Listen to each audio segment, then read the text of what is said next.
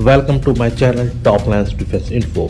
मैं आपका दोस्त अविनाश लाया हूं टॉप लाइन्स डिफेंस अपडेट। तो चलिए शुरू करते हैं।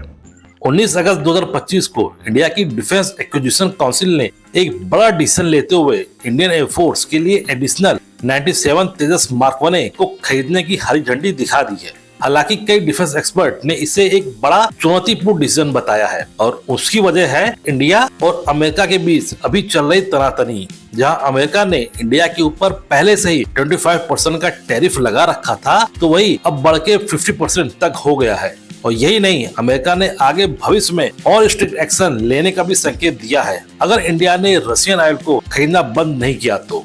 और इसी चीज को देखते हुए कई डिफेंस एक्सपर्ट का मानना था कि इस वक्त डोनाल्ड ट्रंप हर एक वो चीज कर रहे हैं जिससे वो इंडिया को नीचा दिखा सके। और ट्रंप ये बात बहुत ही अच्छी तरीके से जानता है कि इंडिया को अपने फाइटर जेट तेजस के लिए अमेरिका के जनरल इलेक्ट्रिक कंपनी के इंजन की कितनी जरूरत है। और हो सकता हो कि निकट भविष्य में ट्रंप के द्वारा इंडिया के ऊपर दबाव बनाने के लिए इन इंजन की सप्लाई रुकवा भी दी जा सके। हालांकि इंडियन गवर्नमेंट को भी ये बात समझ में आती है और अगर इसके बावजूद इंडियन गवर्नमेंट ने 97 और तेजस मार्क 1 का ऑर्डर दिया है तो इसके पीछे की वजह जरूर होगी। और जो वजह बाहर निकल के आ रही है वह है जनरल इलेक्ट्रिक कंपनी के द्वारा इन इंजन की सप्लाई कंटिन्यूअस चालू रखने का वादा। हालांकि इससे पहले का 99 F404 इंजन का दिया गया ऑर्डर जनरल इलेक्ट्रिक कंपनी के द्वारा अपने तय शेड्यूल पे नहीं दिया जा रहा है, लेकिन इसके पीछे की वजह कोविड के समय पे इन इंजन को बनाने में लगने वाले पुर्जे का उत्पादन बंद होना था। इंडियन गवर्नमेंट ने इससे पहले 2016 में लास्ट F404 इंजन की डिलीवरी जनरल इलेक्ट्रिक से ली थी। तो उसके बाद 2021 में $716 मिलियन से इन 83 तेजस मार्क 1 के लिए 99 F404 इंजन की सप्लाई की डील HL तथा जनरल इलेक्ट्रिक के बीच हुई थी। मगर जैसा कि आपको पता है कि जनरल इलेक्ट्रिक के द्वारा बहुत ही लेट इन इंजन की सप्लाई की जा रही है, लेकिन साथ ही साथ जनरल इलेक्ट्रिक ने 2026 से हर महीने 2 F404 इंजन की सप्लाई का वादा तो किया ही है, साथ ही साथ भविष्य के भी ऑर्डर टाइमली करने का प्रॉमिस भी दिया है। हालांकि अभी तो हम यही मान के चल सकते हैं कि ट्रम्प की टैरिफ पॉलिसी से इन इंजन की सप्लाई बाधित नहीं होगी।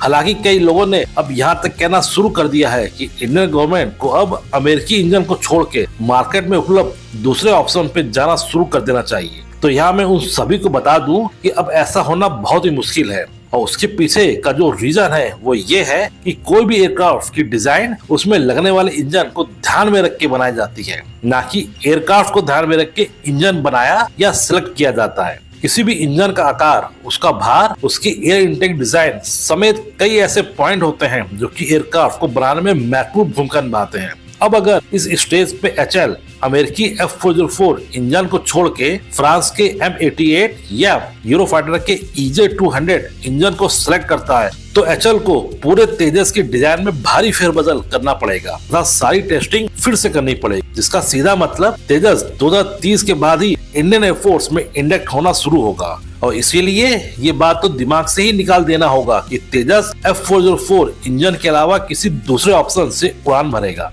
और शायद यही कारण भी है कि ट्रम्प के द्वारा इंडिया को इतना प्रोवोक करने के बाद भी नरेंद्र मोदी की तरफ से इस पर किसी भी प्रकार का काउंटर अटैक अमेरिका के ऊपर नहीं किया जा रहा है, क्योंकि इंडियन गवर्नमेंट ये भी देख रही है कि जहां अभी उसको तेजस मार्क 1 के इंजन की जरूरत है, तो वहीं भविष्य में आने वाले तेजस मार्क 2 तथा 5th जनरेशन के फाइटर जेट एमका के इनिशियल वर्जन में भी ज्यादा पावरफुल इंजन F414 की जरूरत पड़ने वाली है। तो इसीलिए वह अगले साल एडवांस में तेजस मार्क 2 के इंजन F414 की मैन्युफैक्चरिंग लोकल यानी इंडिया में ही करवाने के लिए जनरल इलेक्ट्रिक के साथ डील करने वाले हैं, जिसमें 80% तक की टेक्नोलॉजी जनरल इलेक्ट्रिक के द्वारा HL को ट्रांसफर किए जाएंगे। और तब तक इंडियन एयरफोर्स तेजस मार्क 1 के इंजन के सप्लाई का स्टेटस भी जान पाएगी।